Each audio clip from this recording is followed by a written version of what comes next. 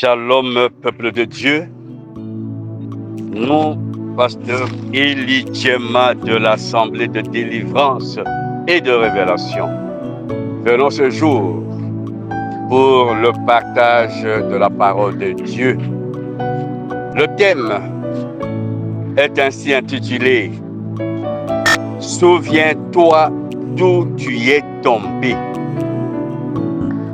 Et si nous allons lire dans Apocalypse chapitre 2, verset 5. Souviens-toi donc d'où tu es tombé, répands-toi et pratique tes premières œuvres. Sinon, je viendrai à toi et j'ôterai ton chandelier de sa place, à moins que tu ne te repentes. Souviens-toi d'où tu es tombé. Souviens-toi qui t'a fait tomber. Souviens-toi du lieu où tu es tombé, enfant de Dieu. Nous voici dans la période de bilan pour chaque personne. C'est la fin de l'année. Beaucoup ont été dans les marathons. Beaucoup de personnes ont été dans des courses. Beaucoup ont entamé des projets. Beaucoup ont marché avec Jésus-Christ. Mais la question que nous voulons nous poser, est-ce que nous nous souvenons de l'endroit où nous sommes tombés? Plusieurs versets bibliques relèvent que nombre d'entre nous sommes tombés soit entre les mains de brigands, soit parmi des épines, soit on est tombé dans le désert. Par ce verset d'Apocalypse chapitre 2, verset 5, la révélation de Jean nous invite à se souvenir du lieu, de l'heure et des circonstances de notre chute. Et il y a une conséquence. La conséquence est que l'Éternel dit d'ôter le chandelier au cas où nous ne nous répentons pas. Il faut reculer pour mieux sauter, dit-on. Ici, c'est un recul par rapport au temps, par rapport au lieu, par rapport aux circonstances, afin de mieux embrasser le nouveau départ de l'année 2025. Il faut reculer. Tu étais avec qui? Tu as marché avec qui? Pourquoi n'as pas pu atteindre tes objectifs? Tu es serviteur de Dieu. Combien d'âmes as-tu gagné pour l'année 2024? Combien de veuves tu as assisté? Combien d'orphelins tu as secouru? Combien de biens tu as fait à l'Éternel notre Dieu? La marche avec Jésus-Christ. Dans Lamentation, chapitre 5, verset 16, il est écrit « La couronne de notre tête est tombée. Malheur à nous, parce que nous avons péché. » Oui, le péché a fait tomber la couronne. Tu as été élevé, tu as été choyé, Mais aujourd'hui, est-ce que tu portes encore la couronne? Tu as été la personne éclairée. Mais qu'est-ce qui a éteint ton aura? Qu'est-ce qui a éteint ton environnement, ton milieu? Ton milieu devient ténébreux. Pourquoi tu es tombé quelque part? Souviens-toi d'où tu es tombé. Dans Osée chapitre 14, verset 1er, il est dit: Israël, reviens à l'Éternel ton Dieu, car tu es tombé par ton iniquité. Bien-aimé dans le Seigneur, l'évangéliste Luc, à son chapitre 8, de 14 à 15, nous dit ceci: ce qui est tombé parmi les épines, ce sont ceux qui, ayant entendu la parole, s'en vont et la laissent étouffer par les soucis, les richesses et les plaisirs de la vie. Et ils ne portent point de fruits qui viennent à maturité.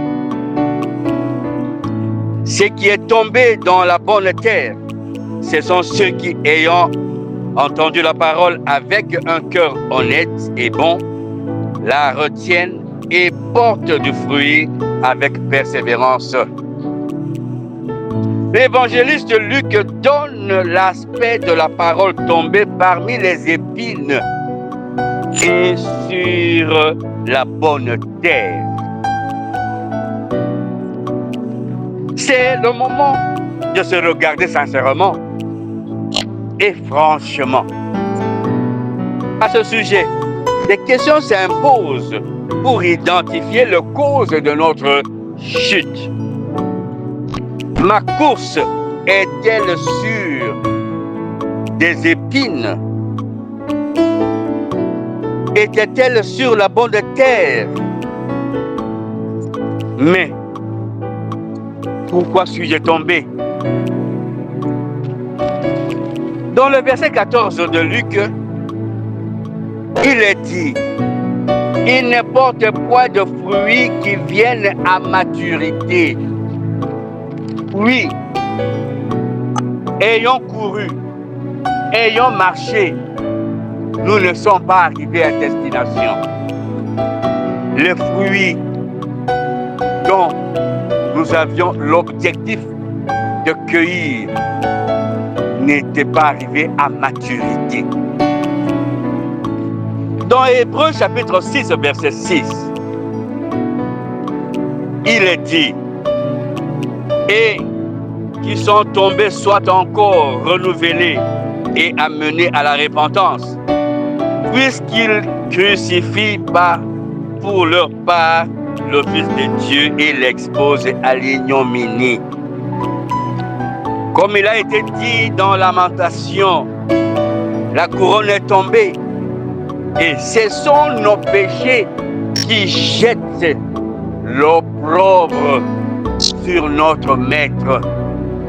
Pourtant, notre Maître, Jésus-Christ de Nazareth, est un Dieu saint.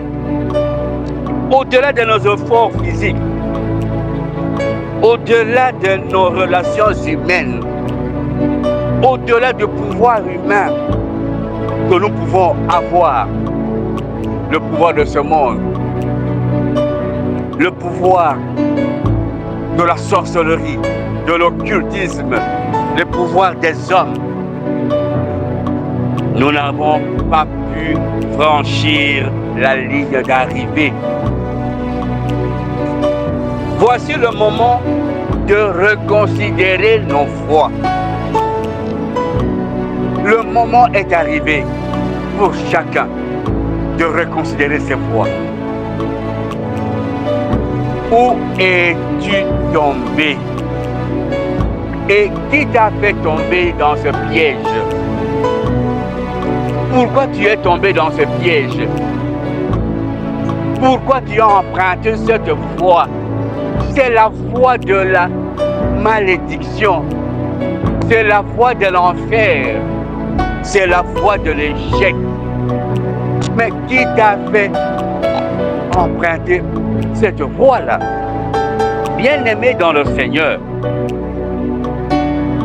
Apocalypse 2, verset 5 nous prévient que l'Éternel ôtera le chandelier de sa place à moins que nous nous repentions. Selon la Bible, le chandelier, c'est le signe de la présence de Dieu dans le monde, et plus particulièrement à cet endroit, à Jérusalem. Dans Apocalypse chapitre 1er, verset 20, le chandelier symbolise l'Église de Dieu. Alors, dans sa forme de l'Ancien Testament, l'idée véhiculée étant que l'Église de Dieu est destinée à être une source de lumière dans le monde. La menace de l'Éternel doit nous faire réfléchir 2, 3, 4, 5, 6 fois. Si l'Éternel ôtait le chandelier de nous, nous devenions des personnes sans lumière. Et Dieu quitterait nos temples parce que nos corps sont les temples du Saint-Esprit.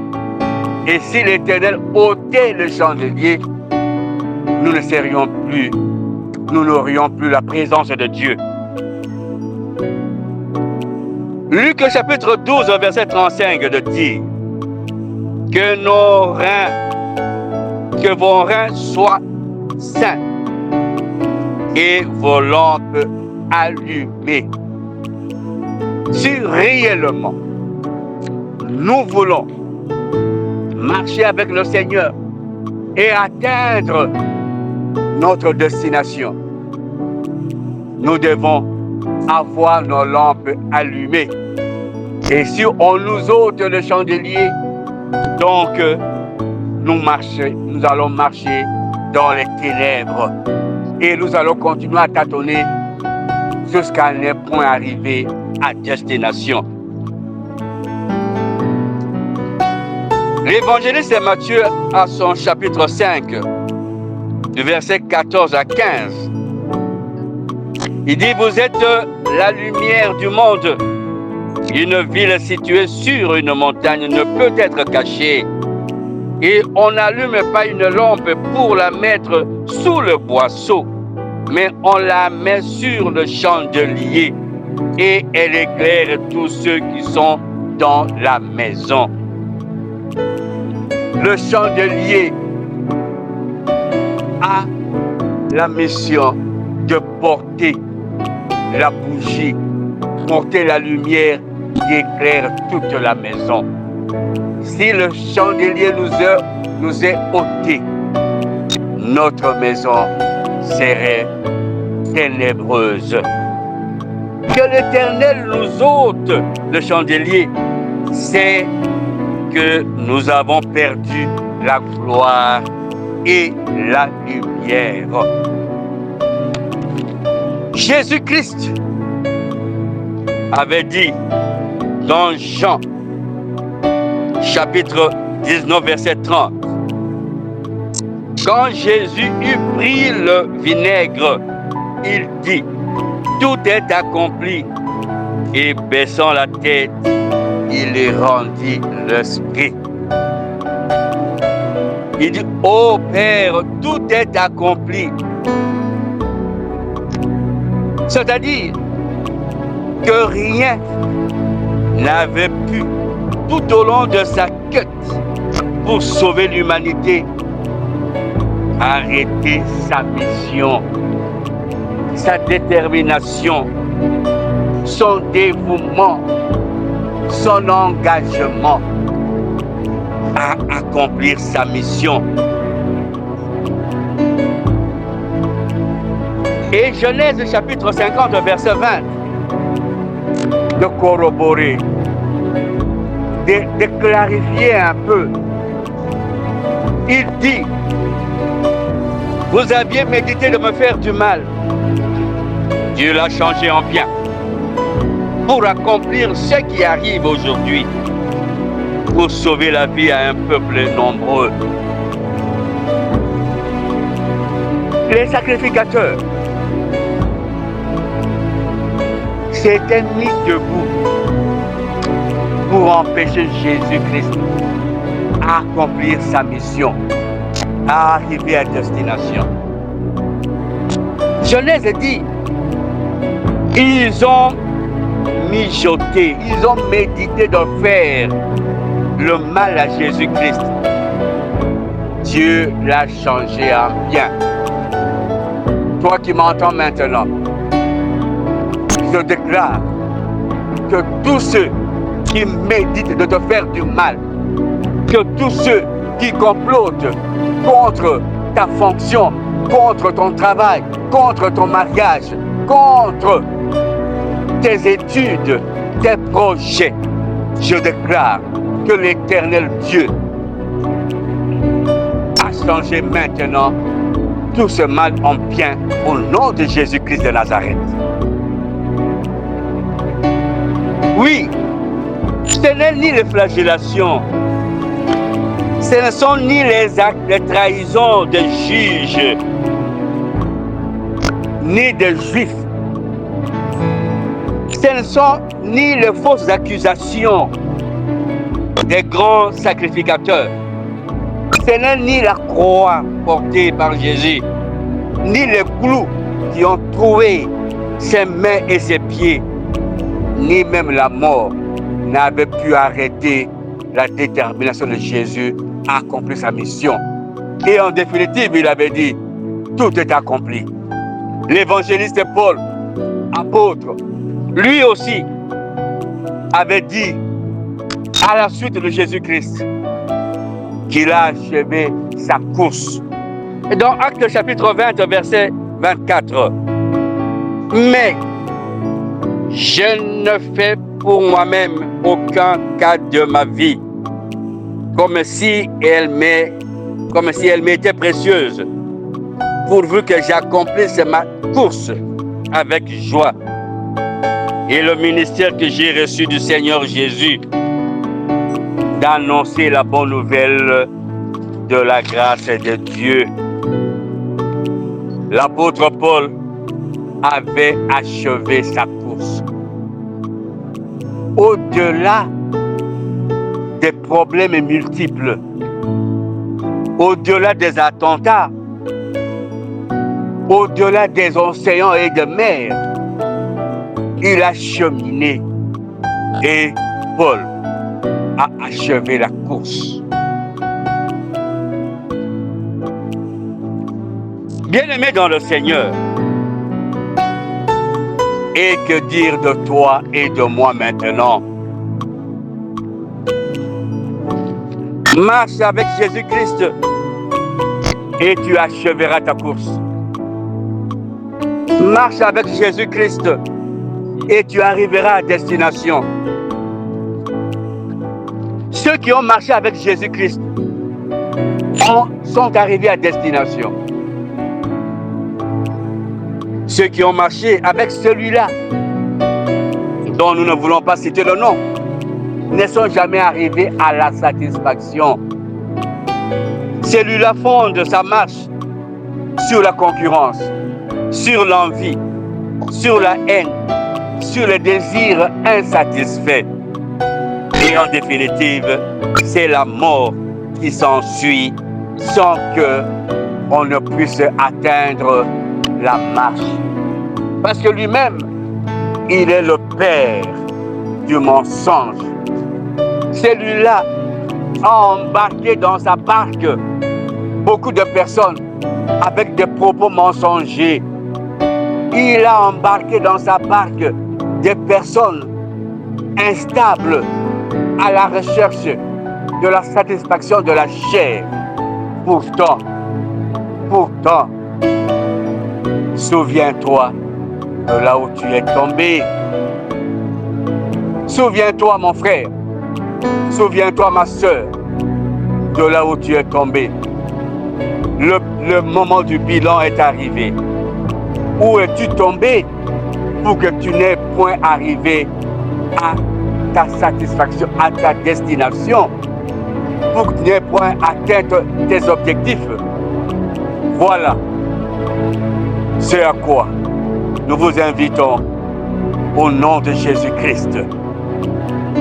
Maranatha, pasteur Eli Djema, le tabernacle de Dieu. Pour tout contact, plus 243 89 18 78 834, ou vous pouvez nous joindre dans notre chaîne YouTube en écrivant Assemblée de délivrance et de révélation. C'est à quoi nous vous invitons à vous abonner, à cliquer sur la cloche de notification, à partager pour permettre à nos frères et sœurs de se souvenir de là où ils sont tombés.